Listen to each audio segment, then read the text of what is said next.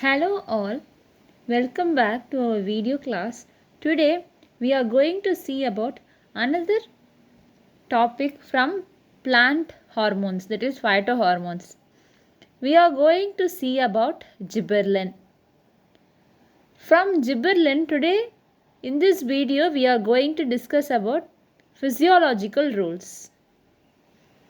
What are the physiological functions of gibberellin, and I am sure this video is going to be of great help for people who are preparing for CSIRNet, JRF and GATE Life Sciences exam. First, let's see what are the major physiological functions of gibberellin. The major physiological functions of gibberellin include stem elongation, flowering and sex determination, fruit set and seed germination. We will see how each function happens and why gibberellin is very responsible in doing all these functions in this video. This is today's agenda. Now we will see how this stem elongation occurs and how gibberellin help in stem elongation. Generally, gibberellin is a hormone that promotes, that is a plant hormone as we said. It promotes, internodal elongation. It promotes I am writing it again, internodal elongation. So what is nodes? We have seen sugar cane. Hopefully everyone might have come across sugar cane at some point in life. We may see a thickened lines. These lines are called nodes, and the distance between these two nodes are called as internodes. So this gibberellin help in elongation of internodes. If this internode is elongated, height will increase. Okay. Hope this meaning of internode is well understood. Second thing is dwarf normalization. Some plant, due to some reason or due to environmental effects, some plants may become very dwarf. Meaning, consider if a plant is 1 meter tall, normal plant. Due to some reason it dwarfs and becomes 0.25 meters. Meaning that plant become dwarf. If gibberellin is induced in this plant, it can attain normal height. So gibberellin help in dwarf normalization. Next we will see how this internodal elongation occurs. Internodal elongation occurs by intercalary meristem, cell elongation and cell division. Hope everyone knows about the basic concepts of meristem, that is lateral meristem, apical meristem and intercalary meristem. This intercalary meristem is the target portion for the elongation, for the internodal elongation, and in the intercalary meristem each cell elongates and each cell undergo a rapid division. By these two mechanisms, the internodal elongation occurs. In roseate plants like cabbage and spinach, these stem elongation occurs. See, gibberellin, in case of gibberellin, we will see what are the active and what are the inactive components and how inactive precursor is being converted to an active form. GA20. This story is GA20 is precursor.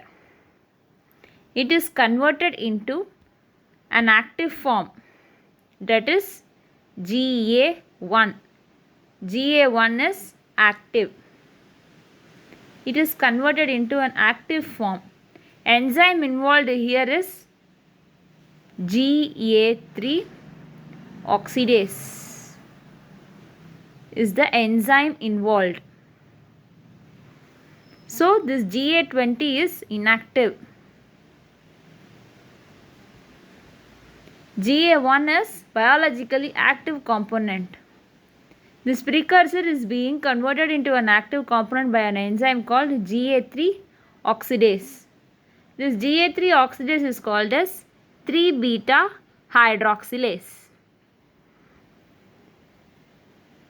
It is GA3 oxidase. This is how the inactive component of gibberellin is being converted into an active form.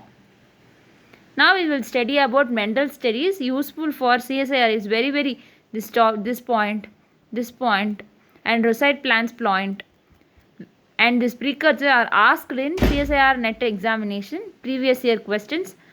So please make a mark of it. Now we will learn about what Mendel observed about this new compound, chemical compound. Gregor John Mendelian studies on garden pea plants. Mutant allele is known as LE. Small l and small e. Mutant allele. This confers small. This allele is mutant. So the expression is not profound. The expression is inhibited. In case if it is active and normal, that is wild type, it is capital L and E.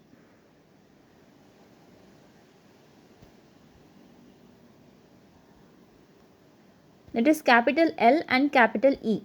That is wild type. Tall phenotype, which confers tall phenotype.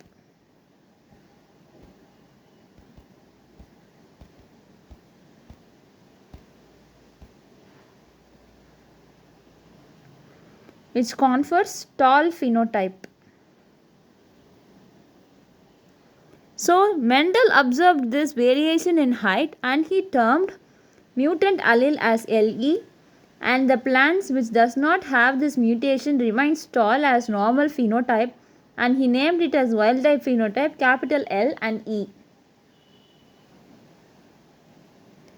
Another important point with regard to this Mendelian studies is GA3.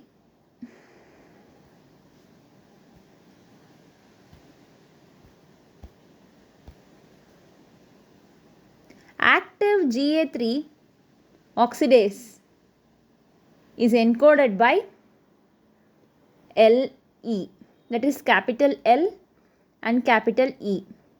That's why he called capital L and capital E means GA3 oxidase, the key enzyme that help in the conversion of inactive to active form, precursor to active biologically active component. If this enzyme is active, then he termed it as in wild type, normal phenotype, capital L and capital E. If it is mutant, small l and E. This was observed by Gregor John Mendel on garden pea plant Physium sativum. Next is about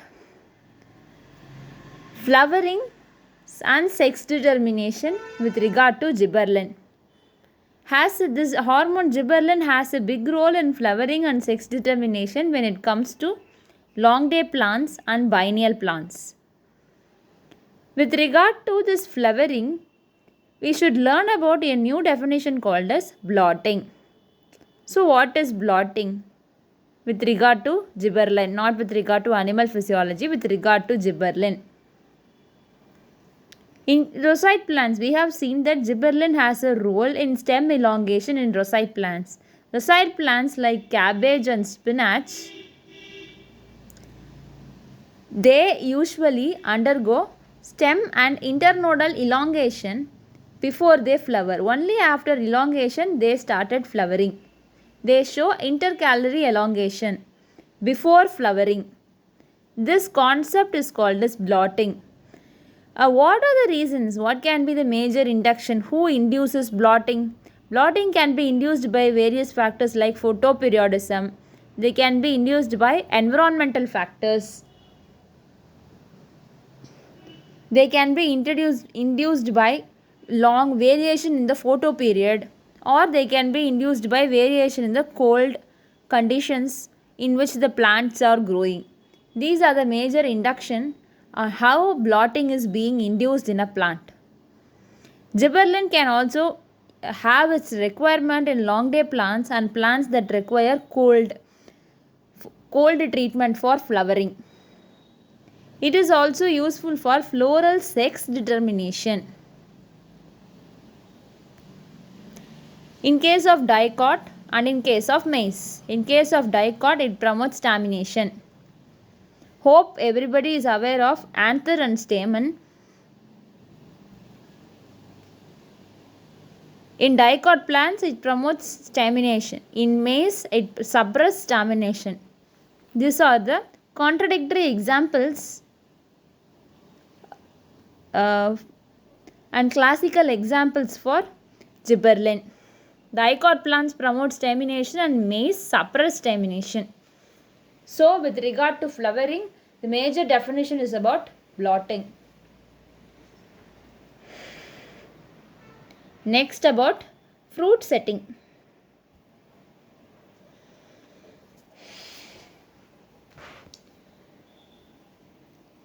Gibberellin help in the transition of ovary into fruit.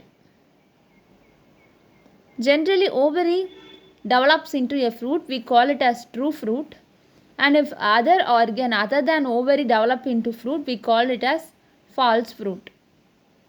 So it helps in the transition of squisient ovary into a fruit, into an young fruit. Expression of gibberellin in biosynthesis genes in ovules and causes gibberellin to be translocated into ovary walls.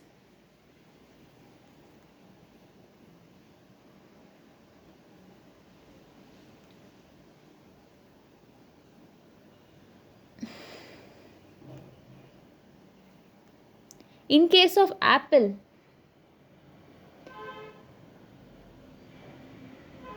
stimulation of fruit set by gibberellin has been observed in plants like apple. So we have seen it as a true fruit. Apple is also a false fruit, where thalamus develops into a fruit, complete fruit. So it is also involved in false fruit setting and true fruit setting. This is one point. This is next point. Third point, this expression of gibberellin, production of gibberellin synthesis occur in ovule, but it is transported to ovary wall because ovary will turn into fruit later on. Okay.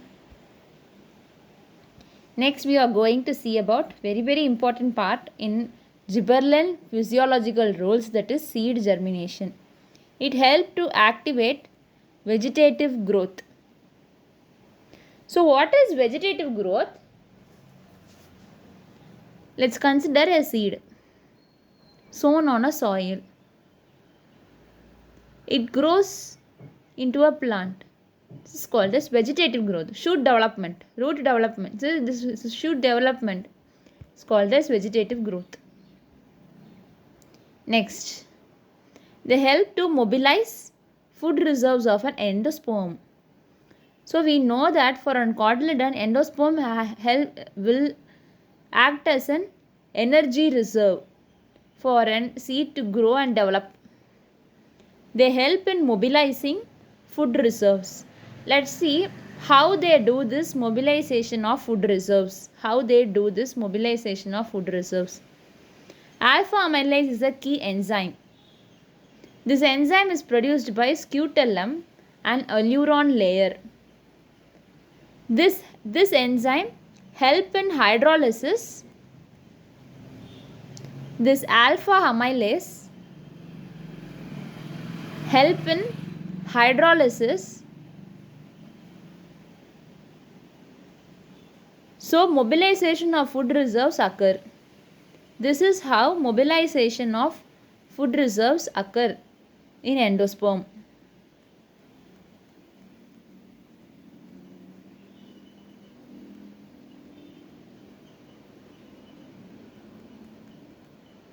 Hope everyone understand how mobilization of food reserves occur.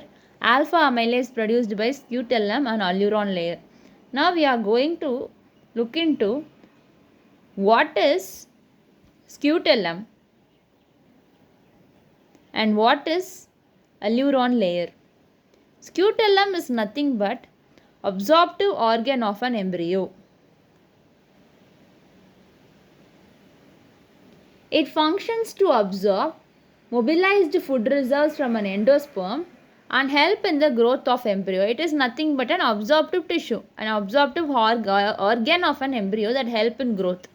Next, what is endosperm? As I said, endosperm has a nutritive rich, energy rich reserve. It has an energy reserve.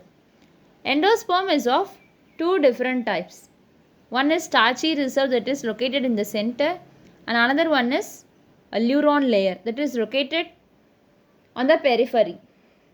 This aleuron layer has protein bodies. This aleuron layer has protein bodies. The sole function of aleuron layer of seeds of gramineous monocots, barley, wheat, rice, oats, they appear to synthesis this hydrolytic enzymes like alpha amylase.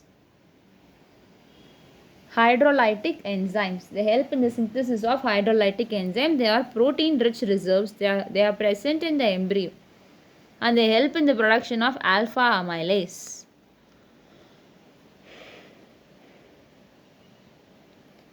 Coming to starchy endosperm. Starchy endosperm typically of non-living at maturity, but they are filled with starch grains. As I said, this is an energy reserve. They give energy and food for growth of embryo. These are the two major things. So with regard to seed germination, the major function is mobilization of food reserves of an endosperm. Alpha amylase is a key enzyme. This has been asked in CSIR exam, in GATE exam so many times. So kindly make a point of it. Next we have seen about functions of scutellum and endosperm. Major function is production of alpha amylase and it is a hydrolytic enzyme. These are the major physiological roles of gibberellin.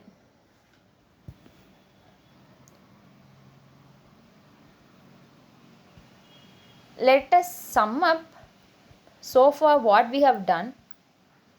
We have seen about physiological roles of gibberellin, various functions of gibberellin. We have seen about stem elongation, internodal elongation, and about blotting, definitions of blotting, about fruit setting, how gibberellin is involved in fruit set, about seed germination. In seed germination, we have seen in detail about alpha amylase enzyme, scutellum and endosperm. Hope this video is clear and thank you for watching this video, and hope this video is very helpful for people who appear for CSIR and GATE exam. Thank you.